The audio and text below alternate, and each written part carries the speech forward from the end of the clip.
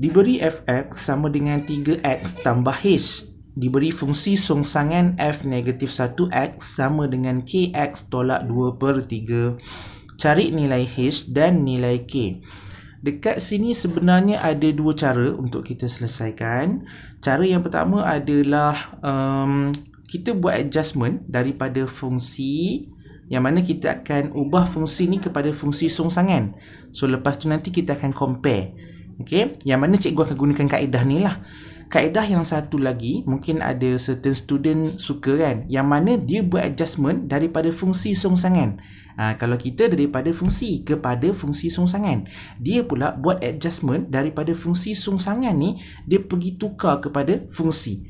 Lepas tu dia buat comparison lah. Okay, tapi cikgu tak nak kaedah yang kedua. Cikgu lebih prefer kaedah yang pertama lah. Jadi dekat sini, kalau kaedah pertama yang macam cikgu cakap, sama je macam video-video sebelum ni, yang mana kita daripada fungsi, kita cari dia punya fungsi songsangan. Jadi fungsi itu yang ni lah, fx sama dengan 3x tambah h. Fx sama dengan 3x tambah h. Bila kita songsangkan, tak apa, sebelum kita songsangkan, kita recall balik. Kan cikgu pernah cakap sebenarnya fx ni adalah dalam bentuk fx sama dengan y, betul tak? Jadi bila kita songsangkan, x dan y tu akan berubah kedudukan. Jadi sebenarnya 3x tambah h ni mewakili siapa? Mewakili y, betul tak? Fx ni pun fx, betul tak? Jadi apa kita buat? Kita akan katakan y sama dengan 3x tambah h. Lepas tu dekat sini kita buat apa? Kita akan ungkapkan x dalam sebutan y. Sebab nanti bila kita songsangkan, yang ni kan ada x kan? Kita nak ubah x yang dekat sini, betul tak? Ok, so dekat sini kalau kita ungkapkan x dalam sebutan y, dia akan jadi x sama dengan y tolak h per 3. Ni cikgu terus buat je ni Hopefully kamu nampak, sebab kita dah buat lebih kurang 5 atau 6 soalan. Benda yang lebih kurang je sebenarnya.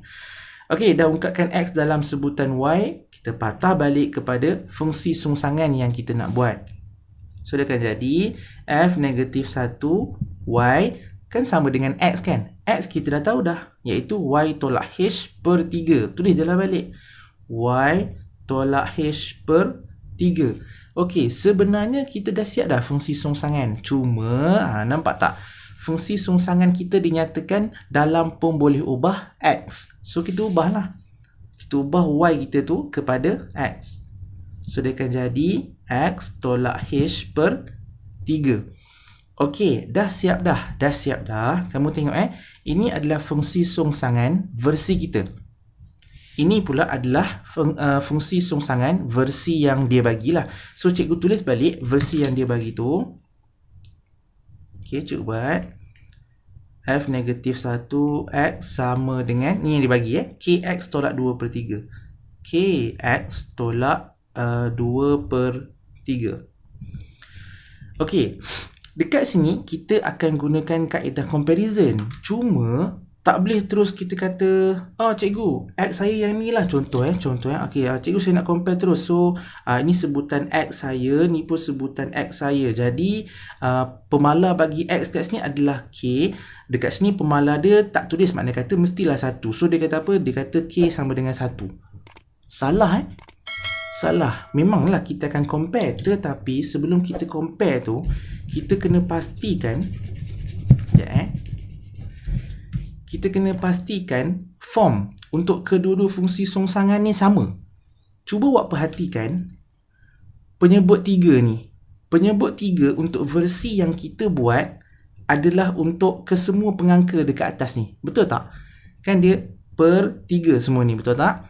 Tapi penyebut 3 yang dia buat ni bukan untuk semua pengangka kat atas. Sebaliknya hanya untuk satu pengangka ni sahaja, iaitu 2. Jadi apa kita nak buat? Kita kena ubah fungsi songsangan versi yang dia bagi ni kepada kita punya form. Makna kata macam mana tu cikgu? Samakan pembawah lah maksud dia. Samakan pembawah. Jadi kan kat sini sebenarnya per 1. Bila samakan pembawah, sini akan darab dengan 3. Yang atas pun akan ikut darab 3. Betul tak? So, dia akan jadi 3kx per 3 tolak 2 per 3. Okey, pembawah dah sama. Kita gabungkan. Gabungkan dia akan jadi 3kx tolak 2 per 3.